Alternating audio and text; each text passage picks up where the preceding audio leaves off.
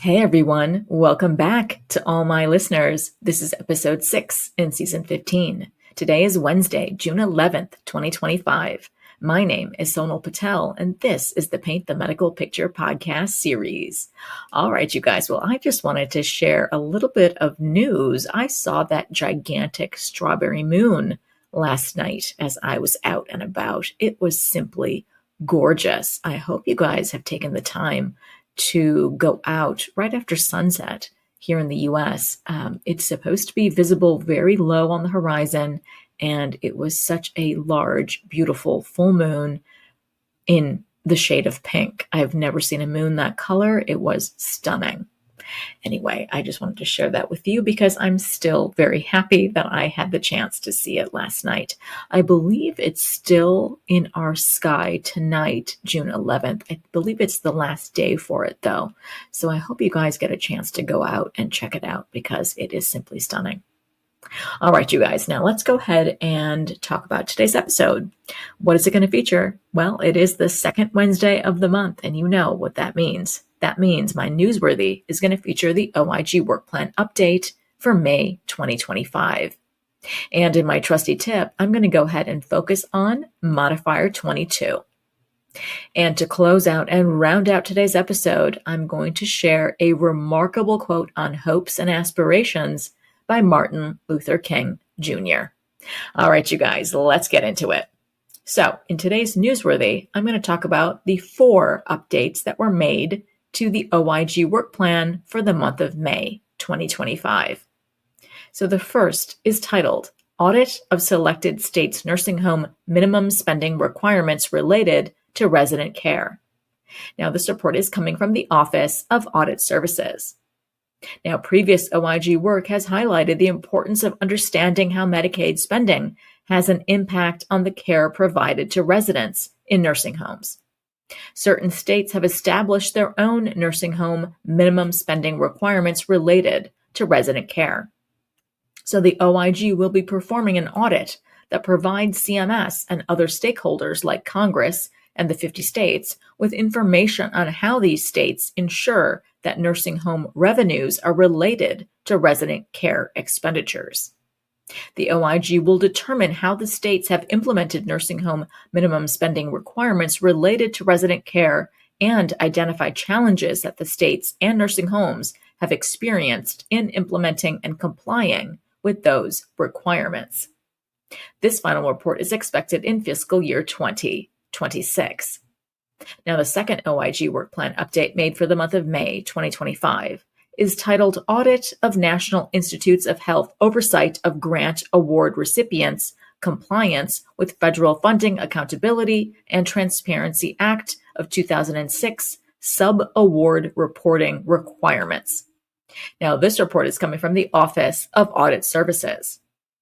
The Federal Funding Accountability and Transparency Act of 2006, or the FFATA, requires prime grant award recipients of federal funds to report information on federal awards and subawards on a public, single, searchable website, which is usaspending.gov. The prime grant award recipients report data elements including subaward amount, funding agency, subaward data, and a description of the subaward's purpose. Prior HHS, OIG, and other federal audits identified concerns with prime grant award recipient compliance with FFATA reporting requirements, including the accuracy and completeness of the data reported. The OIG will determine whether the NIH monitored prime grant award recipients' compliance with requirements for reporting subawards. Now, this final report is expected in fiscal year 2026. Now, the third OIG Work Plan update made for the month of May 2025 is titled Drug Cost Comparisons, Medicare and the Department of Veterans Affairs. Now, this report will be coming from the Office of Evaluation and Inspections. In general, Medicare reimburses pharmacies and healthcare providers for the drugs these entities have already purchased on the open market. In contrast, the Department of Veterans Affairs, the VA, purchases drugs directly from a contracted wholesaler or the pharmaceutical prime vendor at prices set through statutory rules and negotiations. Previous OIG and Congressional Budget Office studies have found these differences often result in widely different payment amounts for the same drugs, with Medicare payments regularly higher than the VA. Although Medicare and the VA operate under different statutory restraints with different processes to set prescription drug payment amounts, the fact that different federal programs may pay vastly different amounts for the same drug has often raised concerns. This OIG study will examine how Medicare drug costs compare to the VA's costs for the same drugs. This final report is expected in fiscal year 2026. Now, the fourth and final OIG Work Plan update made for the month of May 2025 is titled FDA Oversight of Laboratory Safety. Now, this report will be coming from the Office of Evaluation and Inspections. The Food and Drug Administration, the FDA, operates laboratories to conduct scientific research, including those that handle hazardous biological agents. The Government Accountability Office and members of Congress have raised concerns that FDA is not meeting all federal safety requirements in its laboratory oversight. The OIG will assess the extent to which the FDA complied with federal regulations for laboratory inspections, as well as the extent to which the FDA's Office of Occupational Safety and Health has sufficient authority and independence to conduct effective oversight and laboratory safety.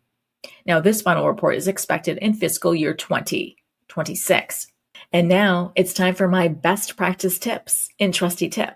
Well, you guys know by now, spending years with me on the podcast, that our MACs, our Medicare Administrative Contractors, are full of rich resources for providers and for suppliers alike. Now, the MAC in my region is National Government Services, or NGS, and they have recently issued a terrific article with more information specific to the Modifier 22. So what is Modifier 22? This is one modifier I don't believe I've touched on in my podcast all of these years. Now, by definition, the AMA and CPT defines it as, quote, increased procedural service, end quote. Now, Appendix A in the back of our CPT codebooks goes into a bit more detail, and I wanted to spotlight where they say, quote, when the work required providing a service is substantially greater than typically required, end quote. So they give us a little bit more detail on what an increased procedural service means.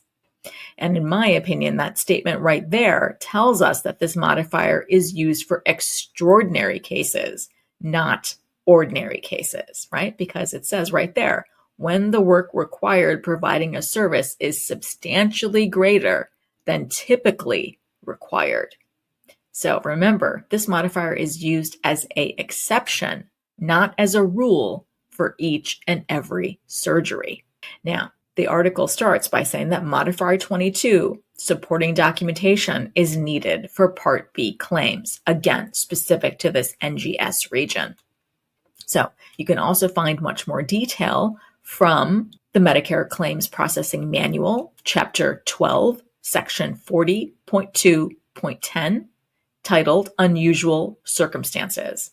And this is where it states, quote, surgeries for which services performed are significantly greater than usually required may be billed with the Modifier 22 added to the CPT code for the procedure. The biller must provide all of these things, a concise statement about how the service differs from the usual, and an operative report with the claim, end quote. So that's a must. Now, NGS wants to further clarify that statement, right, in that manual, Chapter 12, Section 40.2.10, specifically for the NGS region. So they want to further clarify that statement can be a part of the operative note. The operative note should support what's in the separate statement for Modifier 22, unless there's an addendum to the operative note itself. So your key points to that statement should be that the complexity of the surgery that causes it to be unusual or more difficult. Also, you can include the fact that extra time was spent on certain portions such as the classic example, in my opinion, is for lysis of adhesions, control of bleeding, etc. So remember that modifier 22, if you append that to the CPT code 44180 or your CPT code 44005, both of those CPT codes are about freeing the intestinal adhesions or the lysis of adhesions, right? Cutting away, carving out, excising those adhesions, right? Lysis of adhesions. So both codes are for lysis of adhesions. How much time in excess of 2 hours was spent on the lysis, right? On the removal of those adhesions. So you really have to spell it out. Or include the facts of how many numbers of polyps or tumors did you take out, right? All of those details help you support the modifier 22. Also include details on work that was done in excess of the standard CPT description, including complications, intensity, and time. And then finally, generic or canned statements not supported by the operative note will not be considered for additional payment. So I love that NGS ends their article with that statement because, again, things need to be individualized in the op reports. We cannot just continue copying and pasting from patient to patient. It has to be a unique amount of polyps that you're taking out. It has to be a unique amount of time that you're spending on removing those adhesions, etc. Again, that is what NGS would like to see in these operative reports that better reflect the modifier 22, especially when you're required to send in documentation if you're appending this modifier in this region. And finally, I focus season 15 Spark on hopes and aspirations. I want this 15th season Spark to be filled with our world's thought leaders, writers, artists, philosophers, everyone who inspires us with their insights on hopes and aspirations. So in this week's inspiring quote in Spark is from Martin Luther King Jr. We must accept finite disappointment, but never lose infinite hope. So very true, right? I love this quote on hope. It is absolutely fitting in today's climate as well. No matter how hard we try, life will inevitably throw us curveballs. Those disappointments, those failures, those moments that have us scratching our heads. But we must hold on to the bottomless well that is hope. I'm happy Martin Luther King Jr.'s spark still burns brightly and continues to inspire so very many.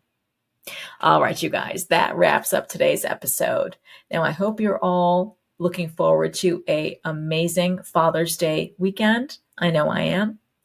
I hope you guys have some pool time set aside if it's not raining, or going out to the lake house, or just spending time relaxing over the weekend and decompressing. That is my biggest takeaway. Life simply goes by way too quickly. We have to make time to stop working and enjoy living.